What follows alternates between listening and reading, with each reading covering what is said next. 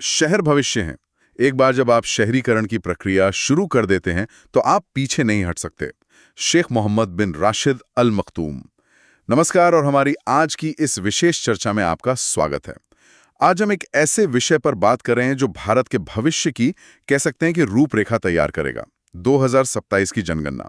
अब देखिए, जनगणना का नाम सुनते ही अक्सर दिमाग में आता है कि कोई घर घर जाकर बस लोगों की गिनती कर रहा है। हाँ, एक सामान्य धारणा यही है। पर यह सिर्फ सिर गिनने का काम नहीं है।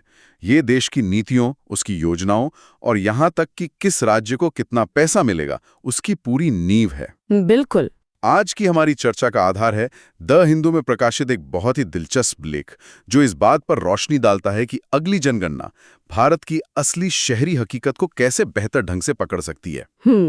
तो हमारा मिशन ये समझना है कि शहर की हमारी मौजूदा परिभाषा क्यों शायद पुरानी पड़ चुकी है और कैसे एक ज्योग्राफिकल नजरिया अपनाकर हम योजना और विकास में क्रांति ला सकते हैं। सही कहा। और ये विषय यूपीएससी मेंस में गवर्नेंस और अर्बनाइजेशन के लिहाज से और प्रीलिम्स में भी बहुत जरूरी है। अगर आपको ये चर्चा काम की लगे तो हमें लाइक और सब्सक्राइब जरूर करें और अपने सवाल कमेंट्स में पूछें। तो चलिए शुरू करते हैं। 2027 की जो जनगणना है वो दुनिया की सबसे बड़ी प्रशासनिक कवायद होने जा रही है जी। और इस बार एक बहुत बड़ा बदलाव है। ये पूरी तरह से डिजिटल होगी। मतलब डेटा कलेक्शन के लिए मोबाइल ऐप, इमारतों की geo tagging, real time monitoring. सुनने में तो ये भविष्य की तस्वीर लगती है। बिल्कुल, डिजिटल जाना एक बहुत बड़ी छलांग है। इससे प्रक्रिया तेज होगी, गलतियों की गुंजाइश कम होगी और हमारे पास पहले से कहीं ज्यादा बेहतर डेटा होगा। हाँ। लेकिन एक बहुत ही बुनियादी पर शायद सबसे महत्वपूर्ण मुद्दे की तरफ इशारा करता है, शहरी क्षेत्र की परिभाषा। अच्छा। प्रस्तावित योजना के मुताबिक सरकार का इरादा 2011 की जनगणना वाली परिभाषा को ही बनाए रखने का है। क्यों? ताकि पुराने डेटा से तुलना करना आसान हो, एक रूपता बनी रहे। एक मिनट रुकिए, लेकिन क्या निरंतरता बनाए रखना जरूरी नहीं है? मतलब अगर हम हर बार परिभाषा बदल देंगे तो क्या हम दशकों के विकास की सही तुलना कर पाएंगे? ये एक बहुत ही जायज सवाल है। तुलनात्मकता मतलब कंपैरेबिलिटी जरूरी है, लेकिन तब जब आपकी बुनियाद ही सही हो। समस्या ये है कि भारत की परिभाषा पहले से ही बहुत संकीर्ण और कह सकते हैं कि कठोर है। किन मायनों में? ये 3 मानदंडों पर आधारित है। पहला, कम से कम 5000 की आबादी हो। दूसरा, जनसंख्या घनत्व 400 व्यक्ति प्रति वर्ग किलोमीटर से कम ना हो।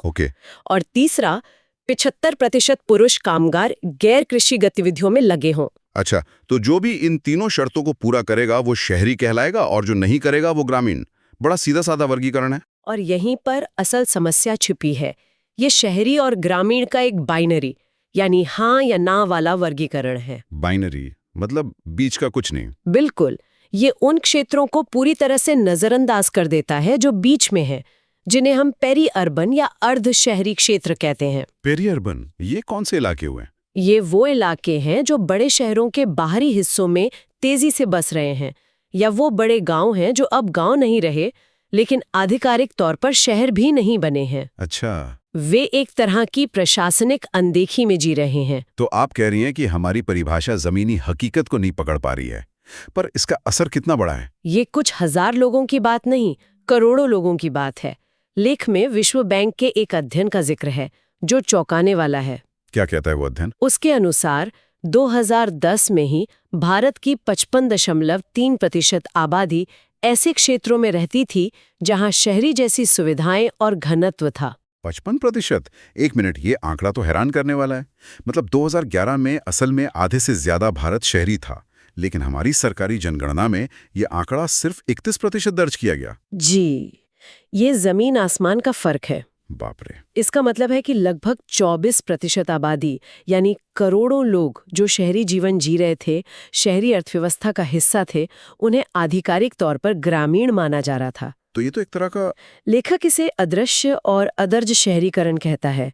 मतलब हमारे शहरों के चारों ओर एक ऐसा शहरीकरण हो रहा है जो हमें आंखों से तो दिख रहा है पर हमारे कागजों से गायब है। एक अदृश्य शहर बस रहा है। और इसके नतीजे तो बहुत गंभीर होंगे। अगर कोई इलाका कागज पर गांव है तो उसे चलाएगी ग्राम पंचायत। हाँ, और जिसके पास ना तो शहरी योजना का अनुभव होता है, ना ही सड़कें, सीवर लाइन और पानी की सप्लाई जैसे जटिल इंफ्रास्ट्रक्चर को संभालने के लिए संसाधन होते हैं। मतलब उन्हें शहरी विकास के लिए फंड भी नहीं मिलता होगा। बिल्कुल, वहाँ बिल्डिंग कोड लागू नहीं होते, जिससे बेतरतीब निर्माण होता है। नतीजा होता है ट्रैफिक जैम, पानी की कमी और जीवन की खराब गुणवत्ता। हम एक बहुत बड़ी आबादी को योजनाबद्ध विकास के दायरे से ही बाहर रख रहे हैं। तो ये साफ है कि हमारी परिभाषा ही हमें एक धुंधली तस्वीर दिखा रही है। अगर हमारा तरीका इतना अधूरा है तो क्या दुनिया में कोई बेहतर मॉडल मौजूद है? हाँ, बिल्कुल।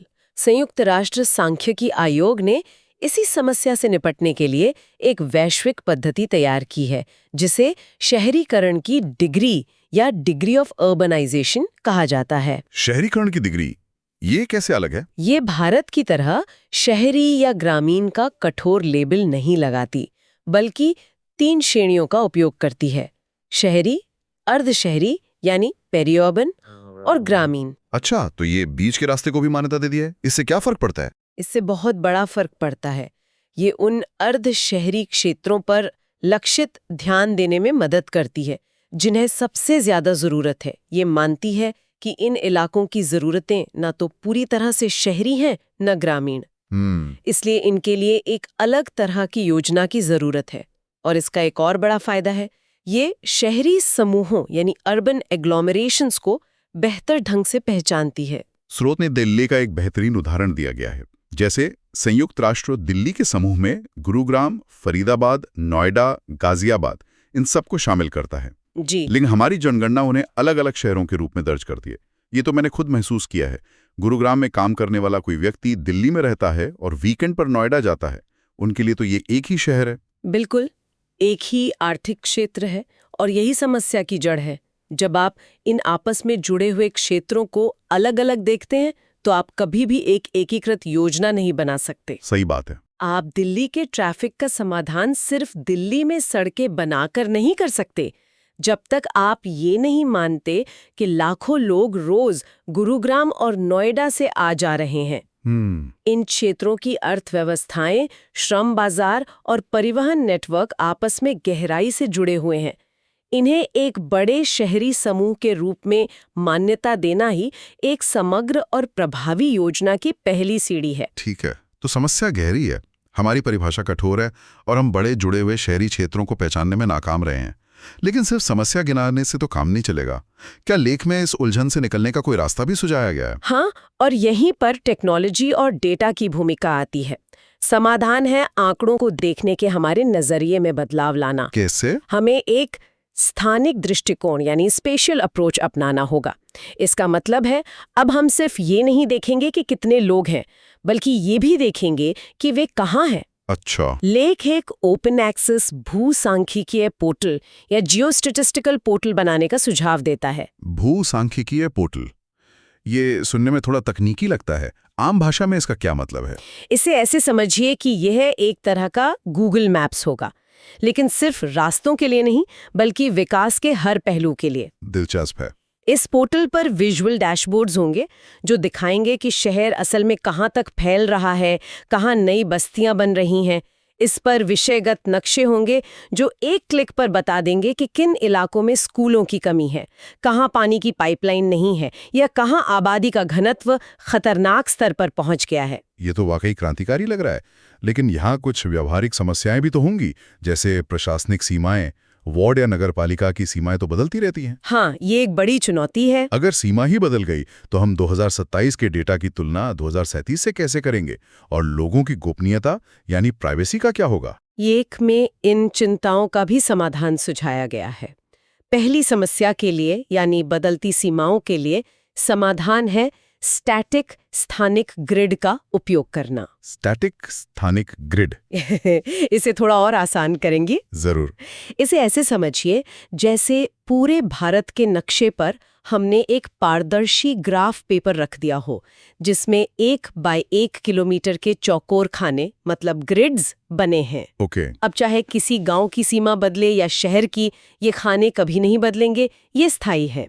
तो हम हर जनगणना में इन्हीं खानों के अंदर के डेटा को देखेंगे। अच्छा, तो हमारा पैमाना हमेशा एक जैसा रहेगा। बिल्कुल। इससे 2027 के डेटा की तुलना 2037 या 2047 के डेटा से करना सेब की तुलना सेब से करने जैसा हो जाएगा। वाह, ये तो बहुत ही सरल और प्रभावी समाधान है। और गोपनीयता वाली चिंता का क्या? गोपनीयता के लिए स्रोत मिश्रित संकेतक आधारित थीम का सुझाव देता है। इसका क्या मतलब है? का मतलब है कि पोर्टल पर किसी व्यक्ति की जाति या आय जैसी संवेदनशील जानकारी नहीं दिखाई जाएगी। इसके बजाय कई संकेतकों को मिलाकर एक स्कोर बनाया जाएगा। जैसे कि उदाहरण के लिए एक नक्शा सिर्फ ये दिखा सकता है कि किन ग्रिड्स में बुनियादी सेवाओं की कमी है, बिना ये बताए कि वहाँ कौन लोग रहते हैं। इससे योजनाकारों को ये पता चल जाता है कि ध्यान कहाँ देना है। और व्यक्तिगत गोपनीयता भी सुरक्षित रहती है। बिल्कुल। और अगर हम इसे और बड़ी तस्वीर से जोड़ें तो ये दृष्टिकोण और भी शक्तिशाली हो जाता है। सोचिए, हम आवास और सेवा वाले डेटा को जलवायु खतरे के डेटा के साथ मिला दें। तो हम उन कमजोर बस्तियों की पहचान कर सकते हैं जो बाढ़ के खतरे में है। हाँ, या अत्यधिक गर्मी के खतरे में है और जिन्हें तत्काल जलवायु प्रूफ निवेश की आवश्यकता है। ये सब सुनने में बहुत उन्नत लगता है। क्या भारत इसे लागू करने के लिए तैयार है? क्या ये हमारे मौजूदा डिजिटल सिस्टम के साथ फिट बैठता है? बिल्कुल, यही इस सुझाव की सबसे अच्छी बात है। ये किसी अलग थलग सिस्टम की बात नहीं कर रहा। तो फिर इसे गति शक्ति पोर्टल या डिजिटल पोस्टल इंडेक्स नंबर जैसे मौजूदा सरकारी प्लेटफॉर्म के साथ आसानी से एकीकृत किया जा सकता है। अच्छा, ये 2022 की राष्ट्रीय भू-स्थानिक नीति के भी पूरी तरह अनुरूप है, जिसका उद्देश्य ही स्थानिक डेटा का अधिकतम उपयोग करना है। हमारे पास तकनीक और नीतिगत ढांचा दोनों मौजूद हैं। जरूरत बस इसे जनगणना के साथ जोड़ने की है। जी, तो इसका मतलब है कि इसके लाभ बहुत दूरगामी हैं। ये सिर्फ सरकारी बाबुओं और नीति निर्माताओं के लिए नहीं है। नहीं, बिल्कुल नहीं। अगर ये डेटा ओपन एक्सेस हो तो शिक्षाविद, निजी क्षेत्र, नागरिक समाज समूहों और यहाँ तक कि स्टार्टअप्स भी इसका उपयोग नए समाधान बनाने के लिए कर सकते हैं। निश्चित रूप से। सोचिए, कोई स्टार्टअप इस डेटा का उपयोग करके किसी नए बस रहे इलाके में किफायती परिवहन सेवा शुरू कर सकता है। या कोई एनजीओ ये पहचान सकता है कि किस क्षेत्र में स्वास्थ्य सेवाओं की सबसे ज्यादा जरूरत है। ये डेटा आधारित गवर्नेंस और नवाचार के एक नए युग की शुरुआत कर सकता है। ये वाकई एक बड़ी तस्वीर पेश करता है। भारत की प्रजनन दर भले ही घट रही हो, लेकिन पिछली जनसंख्या की गति के कारण हमारी आबादी अभी भी बढ़ रही है और ये सारी वृद्धि शहरों और उनके आसपास के इलाकों में ही केंद्रित होगी। एकदम सही। इस विकास का प्रबंधन करना हमारे लिए सबसे बड़ी चुनौती भी है और सबसे बड़ा अवसर भी। इसे बेतरतीब तरीके से होने देना एक आपदा को निमंत्रण देना है। सही बात है। लेकिन अगर हम इस भू-सांख्यिकी दृष्टिकोण को अपनाते हैं तो हम इस विकास को सही दिशा दे सकते हैं, इसके प्रभाव को अधिकतम कर सकते हैं और भारत को एक समावेशी, टिकाऊ और लचीले शहरी भविष्य की ओर ले जा सकते हैं। तो आज की इस गहरी चर्चा को अगर हम संक्षेप में देखें तो मुख्य निष्कर्ष ये हैं। पहला, 2027 की जनगणना डिजिटल तो हो रही है, जो कि बहुत अच्छा है, लेकिन शहरी की पुरानी परिभाषा का इस्तेमाल करना एक बहुत बड़ी चूक साबित हो सकती है।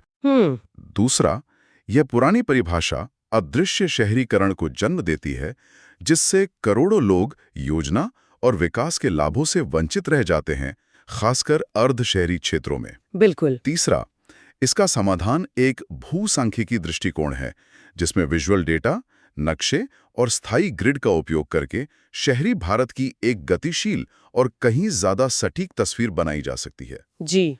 और चौथा, यह दृष्टिकोण न केवल वैश्विक सर्वोत्तम प्रथाओं के अनुरूप है, बल्कि भारत के मौजूदा डिजिटल बुनियादी ढांचे के साथ भी आसानी से जुड़ सकता है। हमने इस पर विस्तार से बात की कि डेटा हमारे शहरों को कैसे आकार दे सकता है और योजना को कैसे बेहतर बना सकता है। लेकिन ये एक महत्वपूर्ण सवाल भी उठाता है। क्या? जैसे जैसे हम अपने शहरी स्थानों के ये अविश्वसनीय रूप से विस्तृत डिजिटल नक्शे बनाते हैं, हम ये कैसे सुनिश्चित करेंगे कि इन तेजी से बदलते क्षेत्रों में नागरिकों का मानवीय तत्व, उनकी कहानियां, उनके जीवंत अनुभव इन ग्रिड वर्गों और डेटा बिंदुओं में खो ना जाए? बहुत गहरा सवाल है। तकनीक केवल योजनाकारों को ही नहीं, बल्कि इन संक्रमणकालीन क्षेत्रों में रहने वाले लोगों को सशक्त बनाने का काम कैसे कर सकती है? यह एक ऐसा सवाल है जिस पर हमें आगे भी सोचना होगा। इस महत्वपूर्ण चर्चा का हिस्सा बनने के लिए आपका बहुत बहुत धन्यवाद। अपनी यूपीएससी तैयारी से जुड़ी ऐसी ही और गहन जानकारी के लिए हमारे साथ जुड़े रहें। और हाँ, लाइक, सब्सक्राइब और कमेंट करना ना भूलें। आपके सवाल हमें और बेहतर करने की प्रेरणा देते हैं।